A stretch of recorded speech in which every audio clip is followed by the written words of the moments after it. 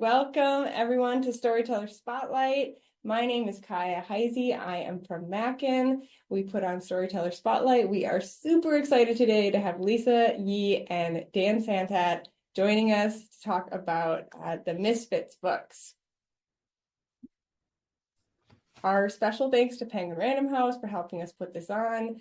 Anyone here live is going to be entered to win one of 5 sets of these books that'll be sent to your school. So if you are here and participating, you'll be entered in, and then Mackin will send you an email and get those books out to you. Really quick, as a review, we use the Q&A button. It might look a little different than that screenshot for you, but go find it, put your questions in there. Tell us who asked the question so that I can call out your school or your classroom. If you are watching with young people and you take a photo, we'd love for you to tag us on social media so that we can see your interactions with the Storyteller Spotlight program. Really quick, next month, we've got Lauren Tarshish, who is going to be here May 6th at 1 o'clock Central. So sign up for that or send that around to your fellow teachers. All right, now let me introduce Dan and Lisa, and then I'll hand it over to them to talk about the Misfits books. Dan Santat is a #1 New York Times bestselling author and illustrator of over 100 books. His picture book, The Adventures of Beagle, The Unimaginary Friend, received the Caldecott Medal. He illustrated The Blur, Lift, and Drawn Together, and created the Disney animated hit The Replacements. He lives in Southern California with his family. Welcome, Dan. Hi, Lisa Yee is a Newbery honoree and National Book Award finalist for Maisie Chen's Last Chance. She is also the author of over 21 books for young people, including Millicent Min, Girl Genius, Stanford Wong, Flunks Big Time, and the DC Hero Girls novel series. A third-generation Chinese American, Lisa divides her time between Western Massachusetts and Los Angeles. Welcome, Lisa. Hello. All right, take it away. Okay, so I'm the author of The Misfits, so I write the stories, I write the books, and then Dan illustrates. And Dan was a little sick, his voice was a little raspy, so if he gets laryngitis, we have other Dan here too to take over. But what we thought we would do is I'm going to read a chapter of The Misfits. And the Misfit series is about these 5 very awkward kids who turn into super secret agents. And Dan, do you want to explain what you're going to be showing while I read? So I work on a program called Procreate when I'm doing the final artwork. A lot of you kids might be familiar with it. What's great about it is that it has a video capture feature. So it'll show all the line work movements that I did while I'm drawing the book. And so while Lisa's reading the chapter, you're going to actually get to see the art being made on some of the spreads. And what happens is that I would get the manuscript, and then they would design the pages with some blank areas so that I know what to illustrate and what spreads. And what you're going to see is basically just, I think, given the time, maybe 2 or 3 iterations of that. So should I start sharing the screen now? Yeah, and we've got 2 Misfits books, and I'm gonna read a chapter of the latest one from the Misfits, A Copycat Conundrum. So you can go anytime, Dan. All right, here we go. All right, and it begins, beware. Outside, the night air was crisp and the island was quiet except for the melodic sounds of waves lapping the shore. Olive had a bounce in her step as she headed towards the not once threatening "Do not trespass" warning, which now read "Do not trespass." The sign had been edited by rash art students from a generation or 2 earlier and featured a drawing of dancing donuts. Yet, however silly the notice looked, school staff and students were still convinced that the donut trespass area was anything but that. Olive took in her surroundings, undaunted by the rumors of pockets of perilous quicksand, packs of sharp-fanged wild boars, and fearsome fog that could swallow you whole. While all the terrifying tales, it was no wonder that hardly anyone ventured beyond the donut trespass fence on the back of Foggy Island. On most days, once the San Francisco fog cleared, one could drink in the beauty of Rash's buildings while approaching Foggy Island from the bay. When she first arrived, Olive had been quick to fall in love with the school's quaint brick cottages, extravagant gardens, and magnificent mansion that was the size of a mini mall. Yet the rear of the island was the mirror opposite. The area was dark and foreboding, and when the wind blew, it sounded like a warning. Olive loved the rumors. Threats of danger didn't faze her in the least as she slipped easily under the tarnished chain link fence. She said hello to the swan family that was taking a nighttime swim along the narrow moat. As she strolled among the rusted machinery, mountains of bricks, and overgrown shrubbery, Olive heard a familiar rustle. Immediately, she retrieved her nose clamp and foggy goggles from her fanny pack. They were good for thwarting powerful scents, seeing through fog, and keeping one's allergies at bay. Yet not even allergies could stop Olive from coming to visit the fluffy butterscotch feline who returned to Rash with the Misfits on their most recent mission. From a nearby bush, Queenie poked her head out and mewed. "Well, hello to you too," Olive said, scooping her up for a hug. Less than a week earlier, Olive had hung upside down from a helicopter to save Queenie as well as her collar, which carried the priceless diamond from the famous royal rumpus necklace. Cradling her friend, Olive breathed a heavy sigh as she recalled the mind-boggling news that she had learned earlier that day. Apparently, her recently departed grandmother wasn't dead, as Olive had been led to believe. Rather, Mimi was a high-ranking Knock secret agent codenamed the Mouse, who was very much alive. And if that wasn't discombobulating enough, Olive had learned this from her rather boring parents, who also weren't who they said they were. Dr. Coben Zhang and Dr. Zhang Coben, Olive's mom and dad, were undercover Knock agents too, just like her, putting Olive squarely in the middle of a secret operative family. It was kind of a lot to think about, and it was getting late. The crescent moon cut through the darkness, shining a spotlight on Foggy Island. Olive could see the lights of San Francisco winking at her from across the bay. In the distance, a laser light show from the city's famed Coit Tower shone columns of colored lights into the sky, like rainbows standing upright. Where were her parents now, Olive wondered. They'd only left Rash earlier that day. Could they see the lights too? Where was Mimi? Suddenly, the hairs on the back of Olive's neck began to prickle as she felt Queenie stiffen in her arms. Olive started to slow, listening carefully to the soft, crunching sound that wasn't quite in sync with Olive's own footsteps. When she stopped walking, the crunching stopped as well. Olive's heart was thudding so loud she feared it was echoing all over the island. She was being followed. And that's a chapter from the Misfits, A Copycat Conundrum.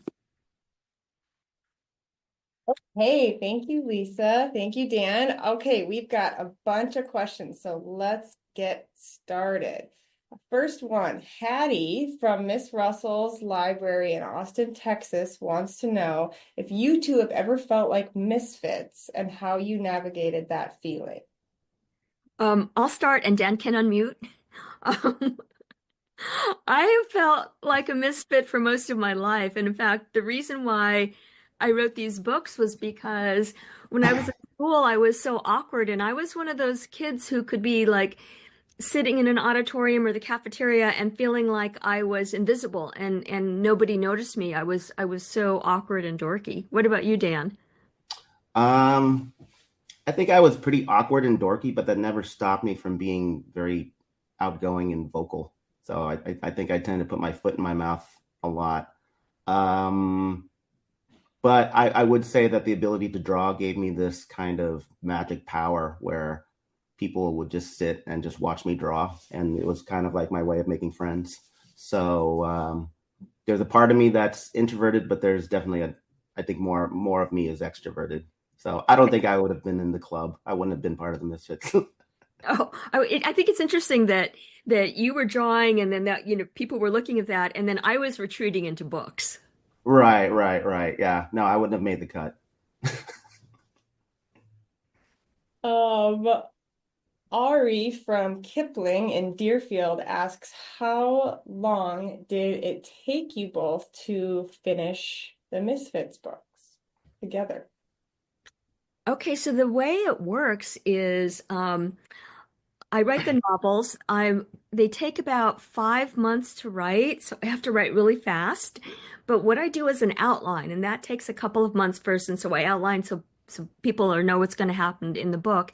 And once a draft of the book is done, Dan gets it. And then Dan, what do you do with it?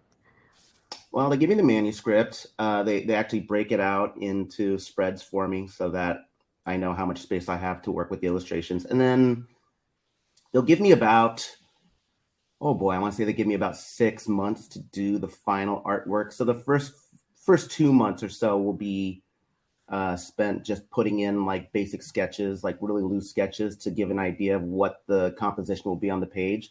And then once that gets approved, then I have the rest of the time to do the detailed art.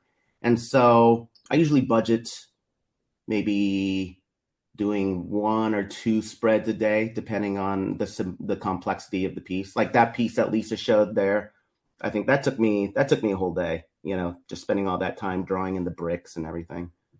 But yeah, there are others where like little spots. It might be like little spot art that I could knock those out in like maybe a half hour to an hour. Leon in Pennsylvania wants to know when you both wrote your first books and what that experience was like, or illustrated.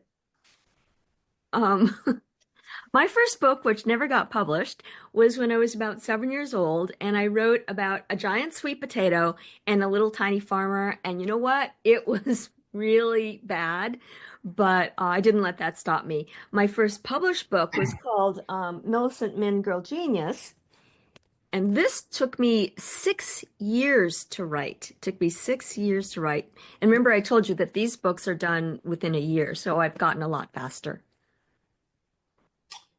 My first published book was in 2004. It was called The Guild of Geniuses. And the inspiration from that actually came from a painting that I did. And so I was part of a children's book writing society called the Society of Children's Book Writers and Illustrators.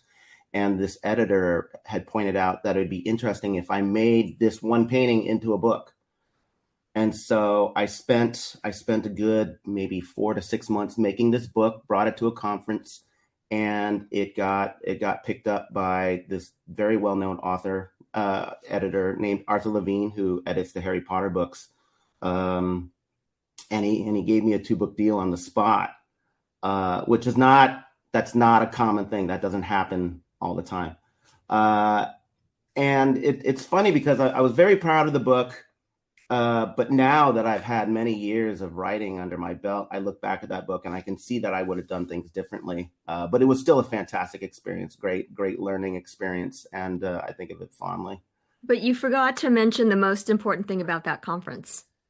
We met at the conference That's because where you also that's where were. Dan and I first Yeah. met over 20 years ago before Yes. either one of us was I published. think last year was our 20th anniversary of knowing each other. No, because my first book came out in 2003. So I guess it's been Right. 21 years, 22 years. Yeah, Right. And Lisa and I, we used to live like a mile and a half away from each other. really So we get close. together for Yeah, lunch all the time. yeah. And then you moved to Massachusetts. But I And come so, back. and I'm so in now LA right now I now. just sit here, I just eat crackers alone. Okay, so jumping off of that, Luca wants to know what brought you two together to create these books.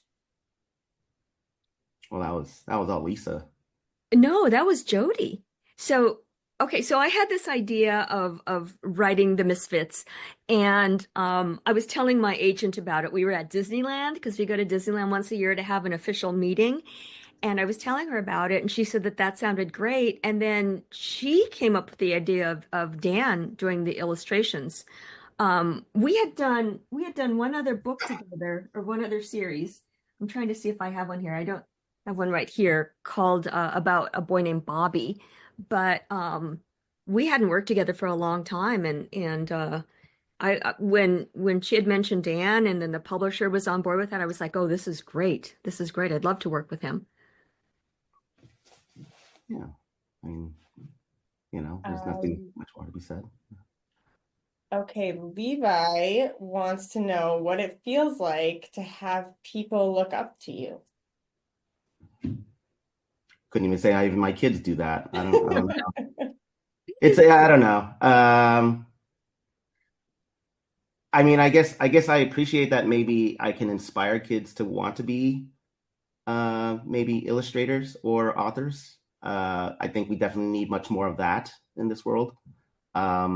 Especially with talk of AI, and I think my concern is that not that people will replace art with computers, but I think there's something to be gained from just making art and making music and making movies and things like that, just to feel human.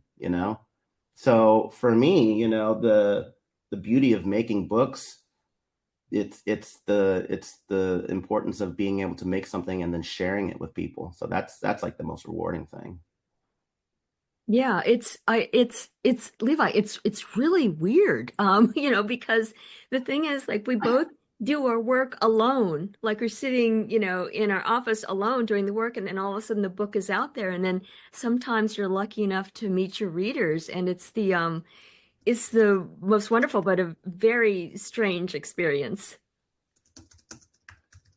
Okay, Adelina wants to know, what is the silliest thing you did while writing these books, or what is the silliest part of your writing process?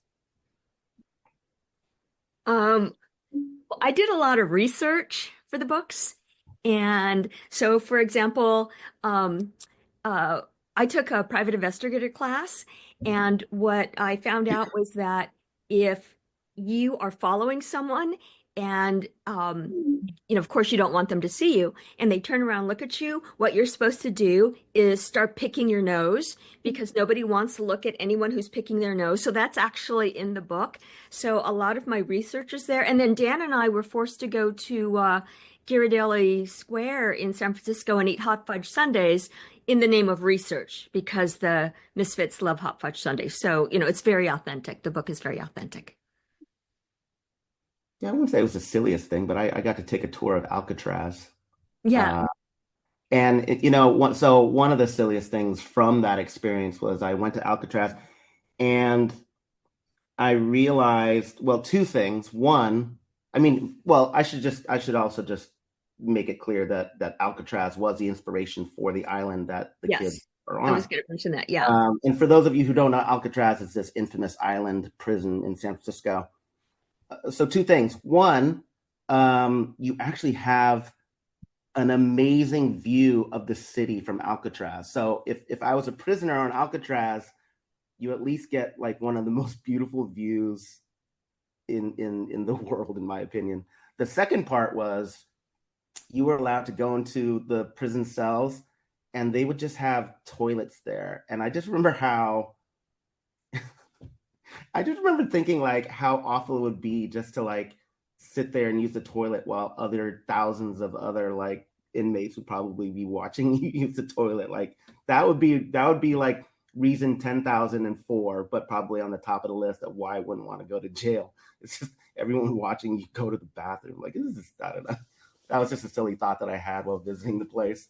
It's like too much information, but thank you, Dan. Yeah. Okay, Dan, Sam, a fourth grader, wants to know how you decide on the different styles of the characters when you're drawing them. Style. I think the styles can really reflect the personalities of the characters. So, um, Lisa puts a lot of the description in their clothing in the book, but if a character, if a character is supposed to be like highly intelligent, I don't want to overdo it by making them look like nerdy and proper all the time, because I don't like to typically paint something with just one note. In other words, like I think every character has like complex layers to them, but I do like to have these personalities that can allude to their fashion. So for example, one of my favorite attributes is Lisa said that Olive wore a leather jacket, but had like a vintagey style to herself.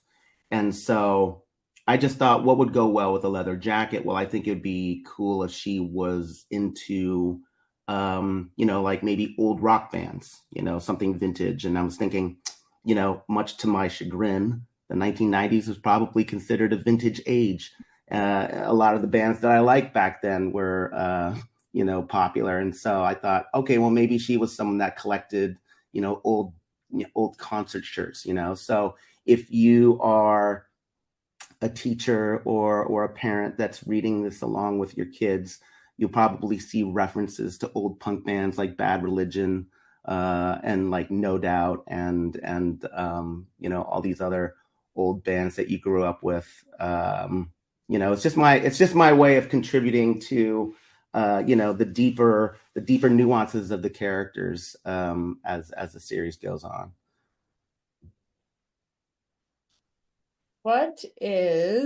This is from Luke. What is your favorite illustrated page in second Misfits book? Not to put you on the spot. Oh my God. Oh, Yeah. You don't have to find it, Lisa. You can just tell us and the kids can find it. I don't know. They're all great. And the thing is that so like this one is really cool. This is where um Olive and the Misfits are being surrounded by a motorcycle gang of senior citizens with dinosaur helmets on.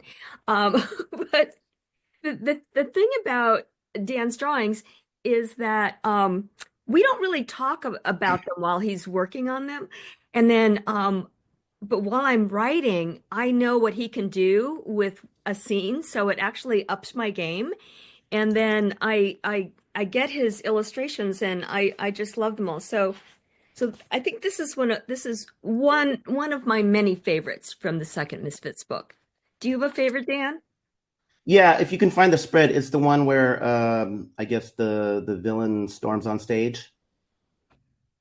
Do you Okay, know? Do let you me know which part I'm talking about? do. Uh, keep talking while I look. Well, I just like it because it has so much movement and energy to it, and it's just little things like I just slightly tilt it to give it some motion, and it looks like she's charging right towards the reader, but you have the statue in the foreground. Um, there's a thing about when you're an artist. Sometimes it's like before you are gonna go play a basketball game or a soccer match or something like that. You need to warm up your muscles a little bit, and so usually when I'm drawing, it'll take me a few hours, maybe a few days to get warmed up. But then once you start getting into the groove of drawing, um, then you suddenly feel like you can draw anything, like you just feel unstoppable. No, That's not that one. The one where the woman is charging on stage to grab the statue at the big Okay. ball at the big event. It's okay, Lisa. If you find it, you Yeah, show there us. it Okay. is. Oh, There you go. There you There go. we go. Yeah. Yeah, yeah. That one I just love the explosive energy it has. okay. So since we're on the characters, one more question from Zoe. Who is your favorite character in the Misfit books? Uh, Um, I, of course, love them all because they're like my kids, but Olive is the one who's most like me. Except she's smarter and more athletic and stealthier and everything. Because like when I was a kid, like I remember doing gymnastics and falling on my head and having to go to the hospital.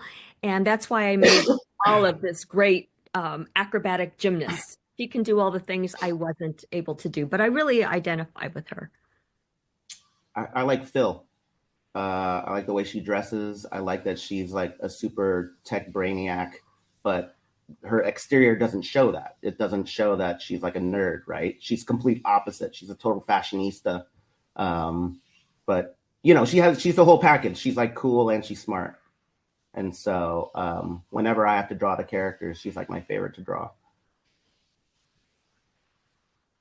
Ellie, a fourth grader in Mrs. Kidd's class, asked if you had to pick one of your books, any of your books, to be in, which would you choose? Ooh, that's a question. You start, Dan. I think. So I did a memoir called The First Time for Everything. And that is about when I went to Europe when I was 13 years old. Just to think that I could relive maybe those 3 weeks over again, that would be amazing. That's probably my answer. I think I think I'd want to be in one of the Misfits books just because it's so wacky and crazy and funny. Um, d despite all the stuff being thrown at them, they have a really great time. Jay from Kipling asked, did you think this is what you would do when you were young? Huh.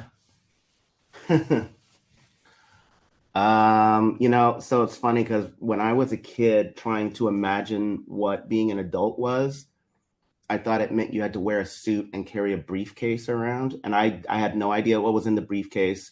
I had no idea what grown-ups did for work, but it was those two things in my mind. I thought you had to wear a suit, you're carrying a briefcase, going somewhere, pushing papers around. Um, and then I thought about, I went to college. I was going to study science, and I thought I was going to be a dentist. And I didn't even really like the idea of that. But becoming an artist wasn't something that was aware to me until my college roommates suggested it because they knew how much I loved to draw. And, back when I was a kid growing up, you always had this impression of artists as these starving people that really made like these weird, surreal, nonsensical pieces of, sculptures with trash.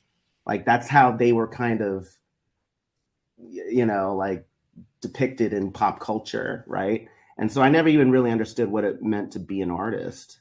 But what I love now is that I get to basically be, a 13-year-old kid just sitting at home and I couldn't have. This is the most fun I've ever had in my entire life. It doesn't even feel like I'm working. I feel very fortunate. Yeah, and as a kid, I always wanted to be an author, but I was too afraid to even try. So I didn't tell anyone, and I had like tons of other jobs. I wrote menus for Red Lobster, I wrote jingles, I wrote TV specials, and it wasn't until I was a mom and all grown up with a couple of kids that I thought, I got to give this a shot because writing books was my childhood dream, and so it's been like the coolest thing to be living my dream. Okay, well, we are just about done. I just want to give everyone an opportunity to go over to the chat. If there's anything else you wanted to tell Lisa and Dan or a question I didn't get to that you want them to see, please add it there, and I'm going to send them this whole chat file when we're done. Lisa, Dan, is there anything you want to say to the thousands of kids watching before we leave? Thank you for checking in with us, and we hope you have a great year. Yeah, no, I was looking at the list of schools that were checking in. I had I no know idea so many were it's all checking over in. the Yeah, country. it's very Yeah, touching. So thank you for this coming is in. so cool. Yeah, thank you Yeah, for having us. thank you. Very cool. Oh, since we have 1 minute left, there were lots of questions. What's next for you? Do you want to plug a new book? I'm finishing Misfits number There we go. That was a question. Okay, so we did get the answer. Yes, Misfits #3 is coming. Yeah. And then I have a picture book that just came out today called Don't Trust Fish. And then in July, I have a picture book about the Incredible Hulk called All the Hulk Feels. And then I have a new series. I have a new graphic novel series coming out called A Fish Boy Named Sashimi, coming out next year. Awesome. Okay. To answer a quick question in the chat, yes, I will send Dan and Lisa the Q&A questions as well so they can see all the great questions you guys asked. Thank you so much. This was a really awesome. I mean, I know I say this every time, but you guys wrote awesome questions this time. So thank you very much. Lisa, Dan, thank you for spending time with us. You. Goodbye, Thank second you very much, everybody. Dan. Bye, everyone. Take Thank you. care. Bye, Bye. everyone. Thank See you. you.